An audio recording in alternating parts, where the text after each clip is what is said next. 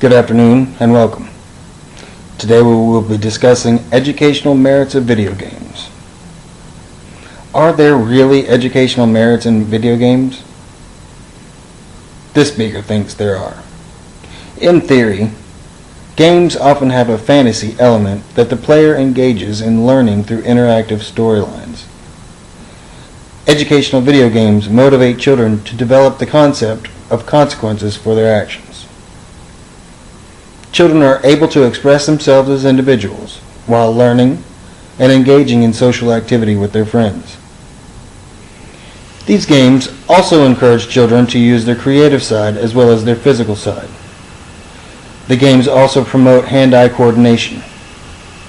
My children, for one, love the Xbox 360 Kinect.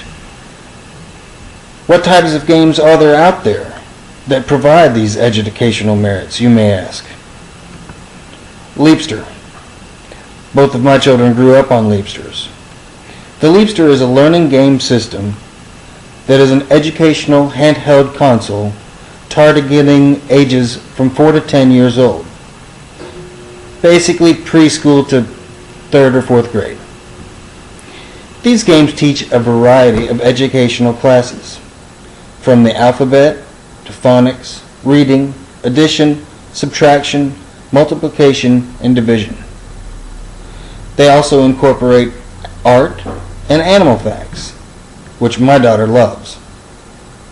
She is aspiring to be a veterinarian, and she's in the 3rd grade. The controls on the Leapster are very simple. There is a directional pad, but there is also an interactive touchscreen with a stylus pen, which allows the user to interact directly with the screen, to bring up menus, to make selections on characters, to draw, to write their letters, to write their numbers. There are updated graphics, however, and there are new games now available in the Leapster 2.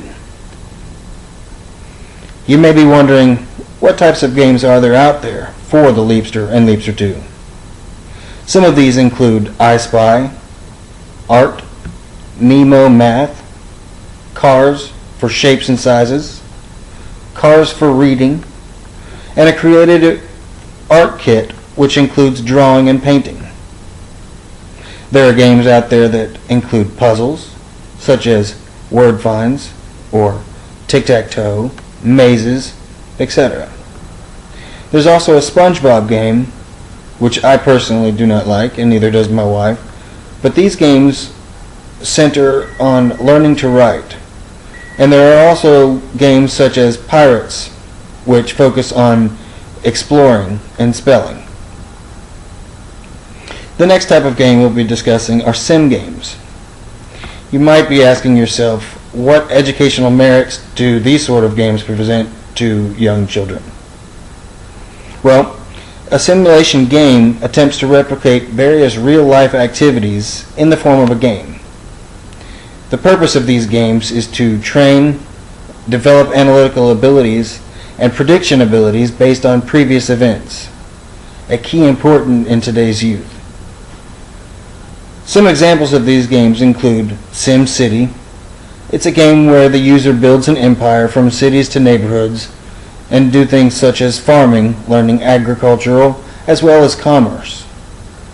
Not only are there consequences for your crop not coming in, but there's also consequences for the monetarily gain from the businesses that you create.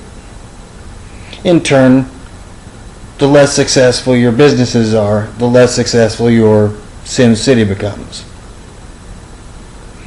These games also allow the player to create their team and learn the different types of environments that you can create, different buildings and different agricultural environments. There are also sports sim games, which allow the player to create their team and learn about substitution rules and team play.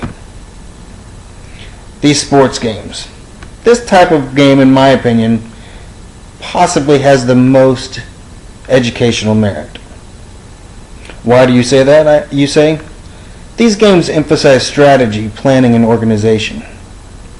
Sports games also incorporate physical and tactical challenge that also test precision and accuracy as well as hand-eye coordination. They teach the rules of athletic activities such as penalties, boundaries, etc. Depending on the game platform as well, such as Wii or Xbox 360 Kinect, they also incorporate physical activity, which has become huge in today's society with the lack of motivation for physical activity in gamers, if you will. Instead of sitting on a couch to play the games, the user must actively engage the sensors and go through the motions to achieve success.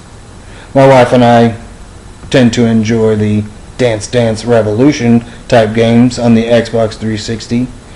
They're fun to do and they give you exercise as well as just a fun dance routine that you can learn. There are games such as Jillian Michaels, who is an extremely large fitness promoter in the world of video games, and she has her own workout videos that you have to follow her in the game in order to achieve points, and it keeps track of your progress. Types of sports games vary from platform to platform. The Xbox 360, like I said, encourages physical activity to accomplish the challenges, whereas the traditional Xbox 360, PlayStation 3, Nintendo, stuff like that, are less physical but more strategy. My kids love the interactive dance games as well as a game called iPets, which allows you to create a pet, nurture it, care for it, take care of it, feed it, let it out to use the bathroom, and exercise your pet by throwing different objects and having them retrieve it. These games force them to learn dances and taking care of animals, which is an important aspect of today's society, as most families have pets such as cats or dogs, and it teaches them how to interact with these animals.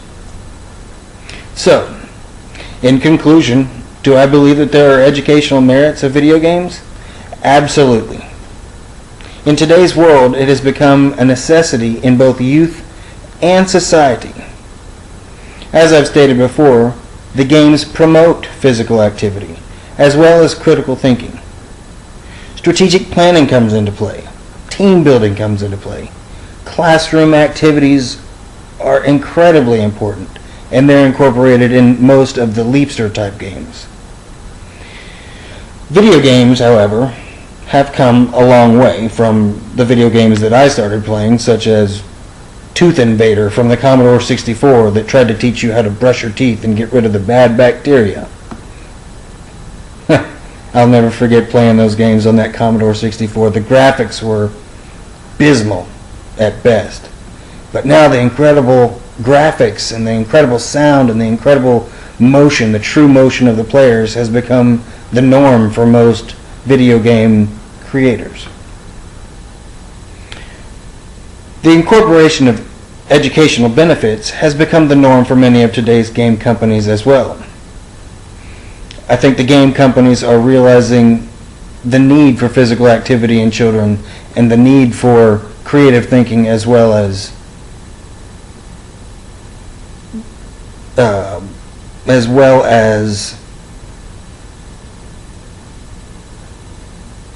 critical thinking and activity. While I don't believe that video games should be used as a babysitter just to keep the kids occupied, I do believe that these games can help children gain confidence and intelligence that a lot of today's youth are lacking in. I also believe that these games can be used by parents to create a bonding experience with their children. Every day that I have my son after school, he begs me and begs me to play these games with him. And I'm happy to do it because it's a bonding experience. It's something that he and I can enjoy doing together, as well as learn different aspects of the sports or different aspects of taking care of an animal. I enjoy playing these games with my son. My daughter, on the other hand, she enjoys the dance games, and I'm not so much a dancer, but I do enjoy the bonding experience with my daughter during these dance games because I know how much she loves them. and vice versa with my wife as well. It's a fun project that my wife and I can undertake. We can dance, we can sweat, we can have fun, we can be together and do something that we both enjoy. So in conclusion, I would say that there are many educational merits of video games in today's society. Thank you for your time, and I hope you've enjoyed this presentation on the educational merits of video games.